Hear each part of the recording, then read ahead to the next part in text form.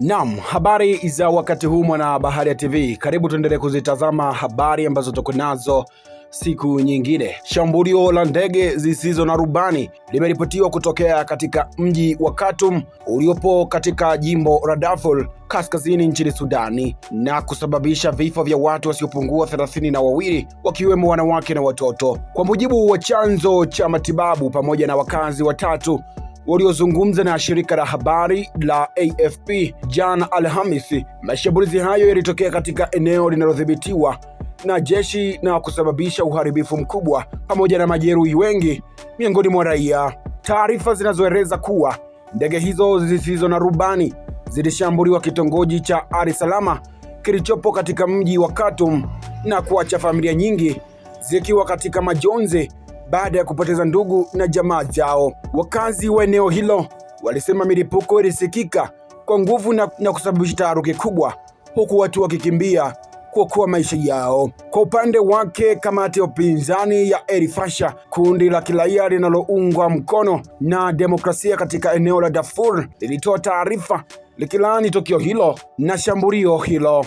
Kundi hilo lilidai kuwa mashambulizi hayo yamelenga maeneo ya makazi ya raia na kusababisha madhara makubwa kwa wananchi wasiokuwa na hatia. Eneo la Darfur kwa muda mrefu limekuwa likikabiliwa na migogoro ya silaha na mapigano kati ya makundi mbalimbali, hali inayosababisha vifo vya raia, maelfu ya watu kukimbia makazi yao na kuzidisha hali ya kibinadamu kuwa mbaya zaidi. Tukio hili linaongeza hofu na wasiwasi kuhusu usalama wa wananchi katika eneo hilo, huku wito wa kusitishwa kwa mapigano ukiendelea kutolewa na mashirika ya kimataifa pamoja na wanaharakati wa haki za kibinadamu. Sasa mtazamaji, nageukia kwenye upande wa maoni ya wadau kuhusiana na taarifa hii hapa. Huyu hapa wa Kabale, Bariadi, Tanzania, anasema ushirikiano wa Umoja wa Nchi Huru wa Afrika uko wapi?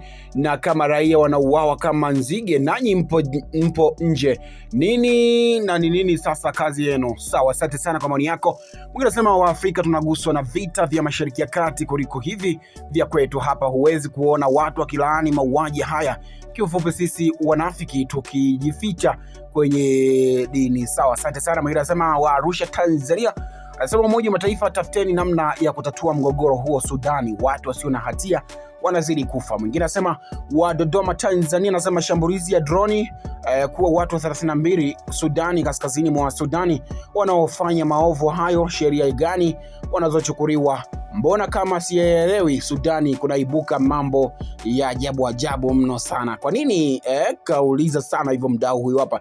Ukisema hii ndio sababu siwezi kuingilia vita vya Iran na Marekani. Sababu vyetu wenyewe wa Afrika tumejipuuza, ila tunapenda mihemko ya kidini mpaka nchi zetu zinateketea na kutoona wa Irani wabuza wakitia neno, tunasema wazungu wanaingilia yasio wahusu. Sisi pia tufanye theni same tu. Asante sana. Sawa. Mwingine anasema niko pamoja nanyi Baharia TV asubuhi nikiwa Kisumu, kaunti ya Kenya. Asante sana.